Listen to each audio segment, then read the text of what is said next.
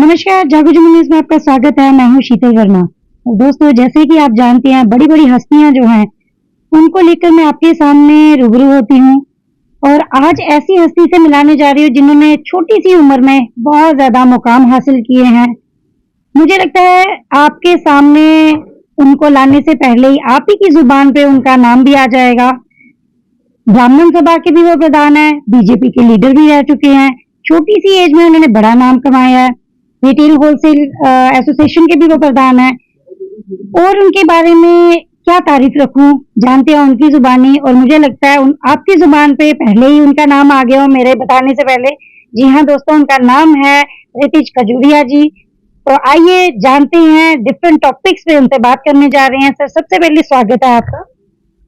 मैं आपका बहुत बहुत धन्यवाद करता हूँ जागो न्यूज़ का, जिन्होंने मुझे इस काबिल समझा। अभी बहुत काम करने हैं और मुकाम तो भगवान की दया से और लोगों के प्यार से उसी से हासिल होते हैं। Thank you so much sir. एक छोटा सा सवाल कि इतनी छोटी उम्र में आपने इतने सारे मुकाम हासिल किए, इतनी बड़ी अपनी एक वैल्यू, एक पहचान बनाई है, तो कैसे, क्या सोच के आप आए? देखो जी, हमें काम करने से मतलब है, हमें लोगों के काम होने चाहिए।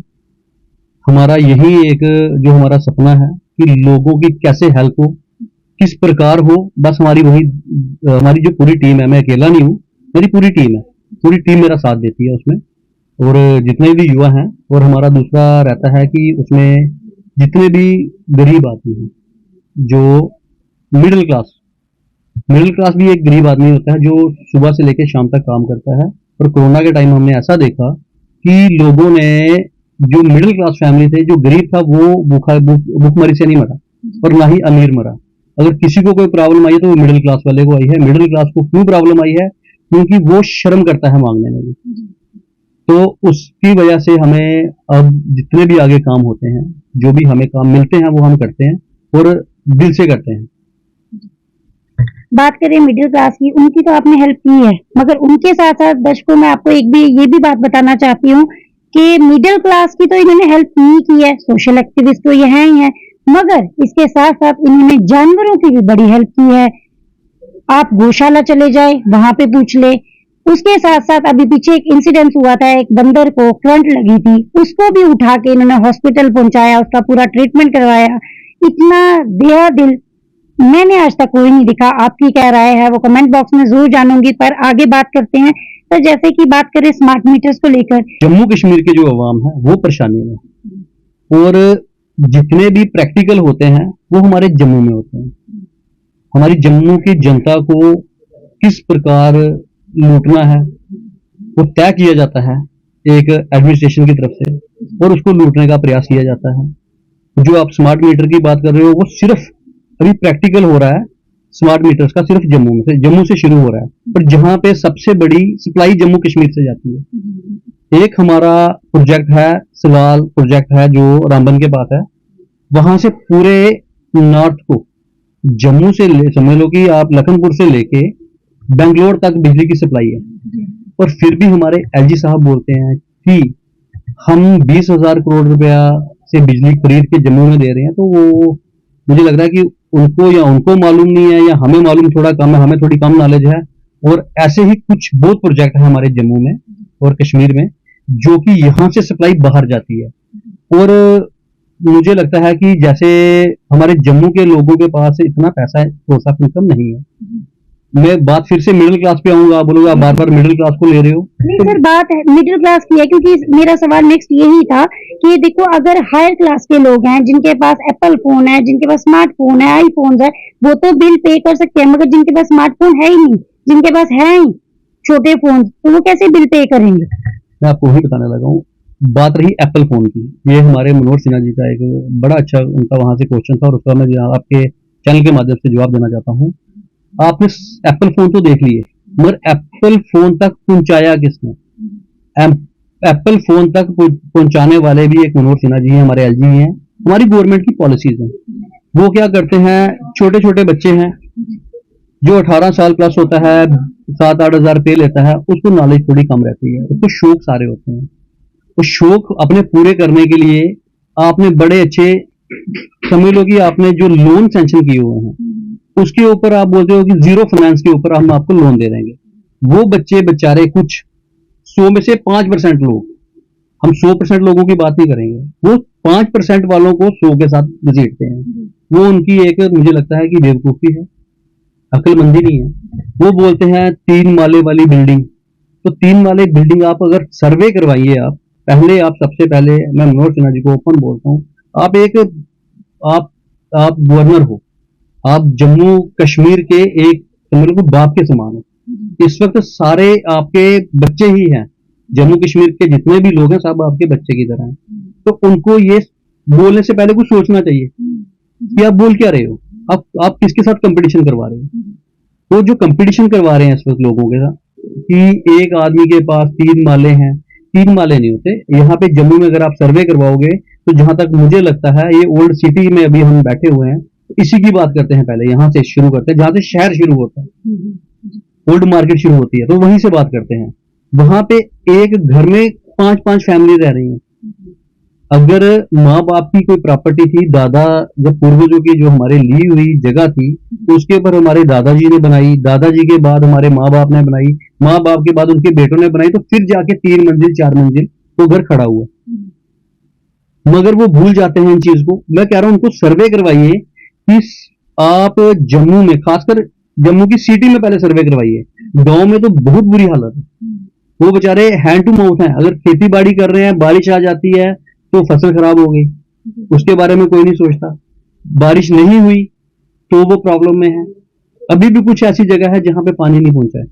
यहां से अगर हम 10-10, 12-12 किलोमीटर दूरी के ऊपर चले जाएं तो पानी नहीं आता कई जगह पे, उसके ऊपर डेवलपमेंट नहीं है। यहाँ पे आपने दूसरा कानून लागू कर दिया, एक बच्चों को 12th के बाद एंट्रेंस कर दिया, और आपने ये नहीं सोचा कि यहाँ से बाहर बच्चों ने एंट्रेंस देने जाना कैसे है, और एक दिन में 2-2 पेपर हो गए, एग्जाम हो गए। उन्होंने ये नहीं सोचा, उनको लगा कि नहीं यार जम्मू के लोग बहुत अमीर हैं, और कुछ बच्चे उस एंट्रेंस को क्लियर करने के बजाय वो अनपढ़ रह गए, और 12th के अच्छे मार्क्स लिए हुए बच्चों ने तो बाहर जाना उन्होंने सोचा नहीं। उनके माँ बाप ने टोटल जवाब दे दिया कि हम बेटा आपको नहीं लेके जा सकते। और जिन्होंने लेके गए हैं जो, वो भी 20-20 हजार, 30-30 हजार किसी पे लोन के ऊपर उठा के लेके गए हैं। फिर जाके उन्होंने अपने बच्चों को पढ़ाने की कोशिश की, और अगर वही एंट्रेंस पास हुआ और यहाँ पे जो मेरिट सही ढंग से नहीं आया, तो आप समझ लो वो बच्चे भी बाहर पढ़ने के लिए जाएंगे और वो बच्चे अनपढ़ रह जाएंगे। तो आपने हमारे जम्मू के बारे में, फिर आप वापस स्मार्ट मीटर्स की तरफ ही आ रहा हूँ, आपने बच्चों को एजुकेशन में डेवलपमेंट कीजिए, इसके बारे में सोचिए, नशे की तरफ नहीं भेजिए। अब वापिस आते हैं आपके स्मार्ट मीटर की तरफ से। स्मार्ट मीटर आपको दिख रहे हैं, आईफोन दिख रहे हैं आपको, आईफोन 5% लोगों के पास है। आप सर्वे करवाइए, अगर आपको 100 में से 50 आदमियों के पास आईफोन दिखता है, तो मैं आपको मानता हूं कि हम बिजली का बिल देने के लिए भी तैयार हैं, और ये आपके स्मार्ट मीटर जो लगाए हुए हैं आपने, ये भी हम तैयार हैं। मगर अगर आपको नहीं लगता है कि ये जम्मू के लोगों के पास 5% से ज्यादा आईफोन नहीं है, और जो बड़े बड़े माले आपको दिख रहे हैं, वो भी एक फैमिली, एक घर में 5-5 फैमिली रह रही हैं, अगर आपको ये लगता है, तो मैं बोलता हूँ एलजी मनोहर साहब को, ओपन बोलता हूँ आपके चैनल के माध्यम से, कि पूरे जम्मू कश्मीर की लाइफ फ्री कर दीजिए। सर बात करें अगर स्टूडेंट्स की, जैसे आपने बात की, एजुकेशन तो सर ने करी, मगर एजुकेशन जिस जगह पे बच्चे कर रहे हैं, क्या उधर की डेवलपमेंट है? जैसे आज ही की बात करूं मैं, अखिल भारतीय परिषद वालों ने, वहां के स्टूडेंट्स ने प्रोटेस्ट किया कि म्यूजिक फाइन आर्ट की जो बिल्डिंग है कब गिर जाए कोई पता नहीं, डेवलपमेंट है नहीं। पहले भी उन्होंने आवाज उठाई थी, उनकी आवाज सुनने वाला कोई नहीं है। उसके बारे में क्या कहेंगे? मैं आपको पहले ही एक बात बोल चुका हूँ कि अगर डेवलपमेंट करनी है एलजी मनोहर सिन्हा साहब को, तो एजुकेशन के ऊपर करिए। हमारे बच्चे पढ़ेंगे ना, तो समझ लो हमारा देश तरक्की करेगा।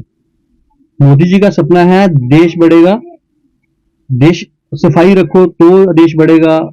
देश तभी बढ़ता है जब आप बच्चों की तरफ डेवलपमेंट की तरफ करिए। आपने डेवलपमेंट किसी भी चीज में करनी है, हमें नशा नहीं चाहिए यहाँ पे। हमें बाहर के लोग जो अभी यहाँ पे आ रहे हैं, और जम्मू को आप खत्म ही कर रहे हो ना यहाँ पे, अगर देखा जाए तो जम्मू को खत्म कर रहे हो। आपने अमेज़न के लिए डेवलपमेंट की है, जो बाहर की कंपनी आई है। आपने जम्मू कश्मीर के बारे में क्या सोचा, भारत के बारे में क्या सोचा, एलजी मनोहर सिन्हा जी नहीं सोचेंगे, ये सोचने वाले सोचेंगे।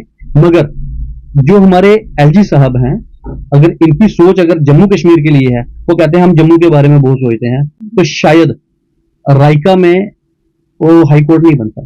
हाई कोर्ट ऑलरेडी आपने इतना पैसा हाई कोर्ट में लगा दिया है पहले का, वहीं पे अभी मुझे लगता है कि वहां पे 600-700-800 कनाल जगह है, वहां पे वहीं पे आप एक और बिल्डिंग बना देते, स्ट्रक्चर बना देते। आपको स्ट्रक्चर ही बनाना है तो वहीं पे बना देते। हमारे जम्मू कश्मीर में सिर्फ देखा जा रहा है कि पैसा कहाँ कहाँ से आ सकता है, कौन सी जगह से पैसा आ सकता है और उस पैसे को हम लेके कैसे कहाँ पे आगे पहुंचा सकते हैं। इधर मैं आपको क्लियर कर दूं, जम्मू के अगर इस वक्त आज की डेट में अगर आप काम देखोगे तो जम्मू के ठेकेदारों के पास काम नहीं है।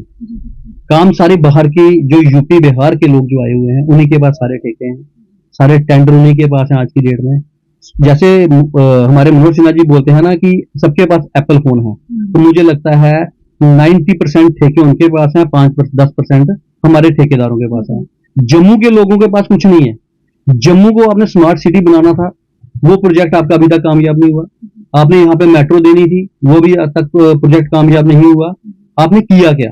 आपने इन्होंने मनोहर सिन्हा जी के, अगर हमारे एक गवर्नर आए थे पीवी नरसिम्हा राव, उन्होंने हमें आज से 40 साल पहले की बात है, 30-35 साल पहले की बात है, उन्होंने हमें जो डेवलपमेंट करी है ना, जो उनके टाइम में हुई है, उससे ज्यादा डेवलपमेंट आज तक नहीं हुई। सर, अगर आपको नहीं लगता कि वहां पर अगर हेरिटेज जो होटल बनाने जा रही है, अगर वो डेवलप हो जाता है, वहां बन जाता है, तो क्या हमारी डोगरी संस्कृति जो है वो खत्म नहीं हो जाएगी?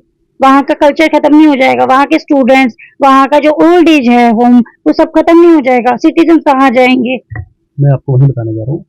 जयपुर में चले जाओ तो वहां पे लगता है एक अच्छी सिटी है और राजाओं की सिटी है, राजे महाराजाओं की सिटी वहां पे गिना जाता है। जैसे हम वहां पे पाँव रखते हैं ना, तो लगता है नहीं यार, वहां पे बड़े बड़े जो राजाओं के महल थे तो दिखते हैं और उन्होंने बड़े अच्छे तरीके से किया हुआ है और वहां पे लोग देखने जाते हैं। यही चीज अगर ये जम्मू में करते, जम्मू का तो एक ही तो महल है, हरि सिंह, तो जो हमारे जिन्होंने इतना बड़ा काम किया हुआ है, जम्मू कश्मीर को विलय किया हुआ है हमारे भारत के साथ, इतना बड़ा उन्होंने काम किया, मगर उनकी आज अहमियत मुझे लगता है कुछ नहीं। इन लोगों को लगा ही नहीं कि ये अहमियत है। मुबारक मंडी को आप फिर से एक महल के तरीके से बनाइए, वहां पे लोग एग्जीबिशन देखने जाएं कि हमारे महाराजाओं की पोशाक क्या डालते थे, वो अपने कौन कौन से हथियार रखते थे, उन्होंने कैसे अपने, हमारे जम्मू कश्मीर की एक ऐसी स्टेट थी जो गुलाम नहीं हुई थी अंग्रेजों के, उन्होंने कैसे कैसे वो सिस्टम किए थे, उसके बारे में आप लिखिए, पोर्ट्री लिखिए। सभी लोगों को बोलता हूँ, जम्मू की यूथ को बोलता हूँ ऐसा, उसके बारे में भी आप पोर्ट्री लिखिए, उसके बारे में स्टडी कीजिए कि जम्मू कश्मीर हमारी एक ऐसी स्टेट थी जो गुलाम नहीं हुई।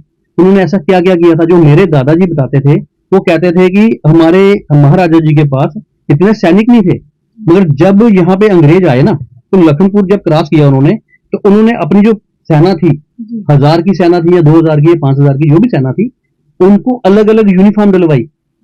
जैसे ही अंग्रेज यहाँ पे लखनपुर क्रॉस करके आगे कठुआ की तरफ बढ़ते, तो यूनिफॉर्म चेंज हो जाती, चेंज हो गया। अब यूनिफॉर्म जब चेंज हो रही है तो ऑटोमेटिकली बंदे की शक्ल चेंज लग रही है। उधमपुर पहुंचने तक उन्होंने इतने लोग इकट्ठे कर दिए, इतने सैनिक इकट्ठे कर दिए कि वो लोग वो सोचने लगे कि ऊपर कश्मीर में इतनी दूर हम कहाँ जाएं, उससे पहले ही वो वापस चले गए। अगर वो कश्मीर पहुंच जाते ना, तो शायद मुझे लगता है जम्मू कश्मीर भी गुलाम होता।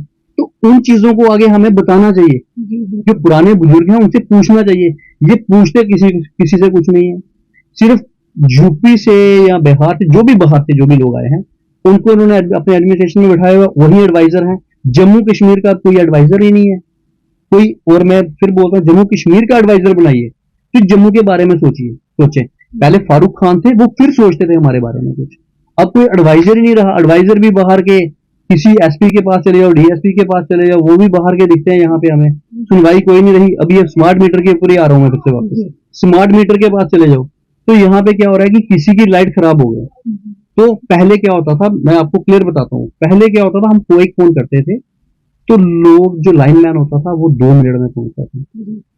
हम लाइनमैन को फोन करते थे तो लाइनमैन पहुंच जाता था, उसके बस का काम नहीं होता था, तो हम एक जेई को फोन करते थे तो जेई पहुंच जाता था। 2 मिनट में हमारे ट्रांसफर चेंज हो जाते थे। आज मीटर चेंज करवाना मुश्किल हो गया। सर, जैसे कल वेयर हाउस में पीडीडी द्वारा मीटर्स को चेक किया जा रहा था, वो आपने देखा ही होगा, सारे चैनल्स में चला, हमारे चैनल्स में भी चला, उसके बारे में आपकी क्या राय है? देखिए, मैं आपको एक बात क्लियर करता हूँ, सिर्फ वेयर हाउस से या फिर एक आधी और एसोसिएशन से पूरा जम्मू नहीं चलेगा। जम्मू चलेगा जब जम्मू के सभी लोग एक साथ हैं। जम्मू के लोग क्लियर बात कर रहे हैं कि मीटर्स को उखाड़ के फेंकिए, तो वही राय चलेगी। अब ये सिस्टम हो जाएगा कि जम्मू जो है हमारा वो बम बम बोले के टाइम फिर से आएगा, अगले सर आएगा। और हमारी कल भी चैम्बर के साथ मीटिंग हुई है, मैं आपको क्लियर बता देता हूँ, आपको आपके मीडिया के माध्यम से। हमारी कल 2 घंटे मीटिंग रही है चैम्बर अरुण जी के साथ, और सभी जितनी भी हमारी एसोसिएशन हैं जो रह गई हैं उनकी मीटिंग कल है। सभी ने एक ही बात बोली है वहां पे कि हमें स्मार्ट मीटर नहीं चाहिए, और स्मार्ट मीटर को जल्द से जल्द उखाड़ा जाएगा। और मैं आपके चैनल के माध्यम से बोलता हूँ, और बड़ी जल्द अभी आपके सामने स्ट्राइकें आना शुरू हो जाएंगी, जम्मू बंद की कॉल आना शुरू हो जाएगी। शुक्रिया ऋषि जी, बहुत सारी बातें आपने की। मुद्दे तो बहुत सारे हैं, जैसे चिट्टे की बात कर लें। चिट्टा घर घर में फैल रहा है, बच्चे जो हैं गलत रास्ते पे जा रहे हैं, उसके बारे में क्या करेंगे और अंत में क्या एक मैसेज देंगे? मैं सबसे पहले तो बोलना चाहता हूँ कि मैं एक बार रिपीट, मैं सीधे बात मनोहर सिन्हा से, आप बोलो कोई जो भी सुन रहा होगा वो बोलेगा हर बार मनोहर सिन्हा जी को लाते हैं, इस वक्त एलजी वो है, उन्हीं के पास हमारी आवाज आनी चाहिए। तो मैं उनको बोलना चाहता हूँ कि डेवलपमेंट करनी है, पढ़ाई की तरफ कीजिए, यहाँ पे वाइन शॉप मत दीजिए जम्मू में, नशा कम कीजिए। यहाँ पे हमारी डेवलपमेंट तभी हो सकती है। आप बोलते हो जम्मू के लोग ऐसे हैं वैसे हैं, आप सर्वे करवाइए, देखिए कितने बच्चे पढ़ रहे हैं और कैसे पढ़ रहे हैं। आपने कोई भी डेवलपमेंट करनी है, बच्चा पढ़ेगा ना तभी देश बढ़ेगा, क्लियर कट है। और सभी लोगों को मैं एक बात पुनः बोलना चाहता हूँ आपके चैनल के माध्यम से कि हमारे स्मार्ट मीटर का भी जो झगड़ा चल रहा है उसके लिए बड़ी जल्द हम सब इकट्ठे होंगे। और जब भी कोई स्ट्राइक आती है, जब भी कोई स्ट्राइक आती है, अपने घरों में मत बैठना, पूरे मोहल्ले से बाहर आना और वहां पे हमारे एलजी साहब को दिखाना कि हमारे पास आईफोन है या बिल्डिंगें हैं, और उसके लिए एकजुट हो जाओ। यही एक मौका है एकजुट होने का। उसके बाद बात आएगी चिट्टे की, और उसके बाद बात आएगी डेवलपमेंट की। पहले सबसे पहले बात हमारी आएगी स्मार्ट मीटर की, उसके बाद हम बात करेंगे चिट्टे के ऊपर। इस सभी लोगों को हाथ जोड़ के विनती करता हूँ कि सभी एक साथ इकट्ठे होकर बाहर आ गए। ज्यादा वक्त नहीं लूंगी आपसे, एक छोटा सा सवाल और, जैसे हमारा जम्मू मंदिरों का शहर है, तो आपको नहीं लगता यहाँ पर हर एक कोने में वाइन शॉप खुली है, क्या वो बंद नहीं होनी चाहिए? आज जम्मू हमारा मदिरा का शहर बन गया है, मंदिरों का नहीं रहा। क्योंकि पहले 100 कुछ वाइन शॉप थी, अब 200 250 से ऊपर हो गई है, और जम्मू में ही सबसे ज्यादा वाइन शॉप है, कश्मीर में वही 4 ही हैं। और बात रही, आप खाली ये नहीं देखिए कि मंदिरों का शहर रहा, अब देखिए चोरी का शहर भी रह गया। चोरियां इतनी बढ़ गई कि बंदा सोच नहीं सकता, डे बाय डे मर्डर हो रहे हैं, कोई मर रहा है। और अभी जो स्मार्ट मीटर्स लगाए हैं, पहले हमने कभी नहीं सुना कि लाइनमैन मर रहे हैं, ऐसा हो रहा है, कोई घर जल रहे हैं। ये जब से स्मार्ट मीटर एक पोल पे 15-15, 20-20 टांग दिए इन्होंने, तो वो भी समझ लो कि एक इन्होंने जम्मू को कैसे खराब करना है, किस तरह खराब करना है, इनकी ये सोच चल रही है जी मनोहर सिन्हा की। और मैं अपने आपके चैनल के माध्यम से रिपीट द जागो जम्मू न्यूज के माध्यम से बोलना चाहता हूँ कि ये बात इतना इसको शेयर कीजिए कि हमारे जो प्रधानमंत्री मोदी जी हैं, इस गवर्नर को चेंज करना बड़ा जरूरी हो गया है। बहुत बहुत शुक्रिया ऋतिक जी, बहुत अच्छा लगा आपसे बात करके। नेक्स्ट फिर से मिलूंगी आपसे, और दोबारा चाहूंगी कि आप अपनी राय जो है हमारे दर्शकों तक पहुंचाएं, क्योंकि छोटी सी एज में आपने जो नाम कमाया है और इतने बड़े बड़े काम भी किए हैं, तो चाहूंगी दोबारा आप मौका जरूर दें हमें। बिल्कुल जी, पक्का मौका देंगे आपको। और आप अच्छे अच्छे टॉपिकों के बारे में लाते हो, आपकी चौपाल भी बड़ा अच्छा प्रोग्राम रहा, और 370 का आपने मुद्दा भी उठाया था पहले, और उसके बाद आपने जो लड़की पाकिस्तान से आई है सीमा, उसके बारे में आपने बात करी थी। मुझे बहुत अच्छे आपके चैनल के माध्यम से मुझे बड़ा अच्छा लगता है कि आप ना छोटे छोटे अच्छे अच्छे मुद्दों पे आप ना बात चर्चा करते हो, और अच्छी बात है। जम्मू के लोग का एक ही जगह वो आज की डेट में अगर कोई किसी के पास है, वो आवाज दे सकते हैं सिर्फ मीडिया के माध्यम से। तो और आपका ये जो चैनल है कि मीडिया के माध्यम से ही हमारी बात ऊपर पहुंचती है। बाकी सरकार में कोई भी सुनने वाला, जो हमारी जो एडमिनिस्ट्रेशन है ना, इसमें कोई भी सुनने वाला नहीं बैठा। और अभी आपने एक सरवाल में भी एक वो किया था, स्मार्ट मीटर्स, किसी के घर के अंदर पोल लगा था, उसका हल अभी तक नहीं निकला। देखिए शेम, कितनी शर्म की बात है। वहां पे कोई, उसके बाद 3 डेथें हो गई हैं अभी तक, 3 घोड़े मर गए, 1 आदमी मर गया, उसके बाद लाइनमैन मर गया। तो ये हमारी सरकार, हमारी जो ये जो है एडमिनिस्ट्रेशन, देखो किस चीज का वेट कर रहा है। जब तक वहां पे कोई मरेगा नहीं, तब तक कोई बात नहीं करेगा, कोई बात पूछेगा भी नहीं। तो जम्मू के जो आवाम थी, जो लोग थे, जो आवाज उठाते थे, वो तो बिल्कुल शांत है आज की डेट में। सभी, मैं एक ही बात नहीं, एक पार्टी की बात नहीं करूंगा, सभी पार्टियां शांत हैं। सभी पार्टियों को इस वक्त घर से बाहर निकलना चाहिए। घर से बाहर निकलेंगी तभी आवाज ऊपर तक जाएगी, और वही बम बम बोले वाला सिस्टम हमें फिर से शुरू करना पड़ेगा। सवाल तो बड़े सारे हैं, दिल्ली के आपसे सवाल मैं खत्म करूं, लास्ट में एक छोटा सा सवाल और, क्या आपको लगता है इलेक्शन होंगे, और अगर होंगे तो क्या, कब तक होंगे, आपकी क्या राय है? देखिए, अभी म्युनिसिपल कॉर्पोरेशन की इलेक्शन आएगी और पंचायत की इलेक्शन आएगी। जहां तक हमें लगता है 2-2.5-3 महीने में वो इलेक्शन आने वाली है। तो अगर वो आएगी तो अच्छी बात है। उसमें क्या होता है कि हम अपने कॉर्पोरेटर जो बनते हैं उनको हम बड़ी समस्या बता सकते हैं। और कॉर्पोरेटर जो बनते हैं ना, जो कॉर्पोरेटर होता है, उसको जहां तक बड़े हमारे कॉर्पोरेटर ऐसे हैं, उनको अपनी ना अहमियत नहीं पता। मैं आपको क्लियर बताऊं, उनको अहमियत नहीं पता। वो 7-8-10 हजार आदमियों को देख रहे हैं।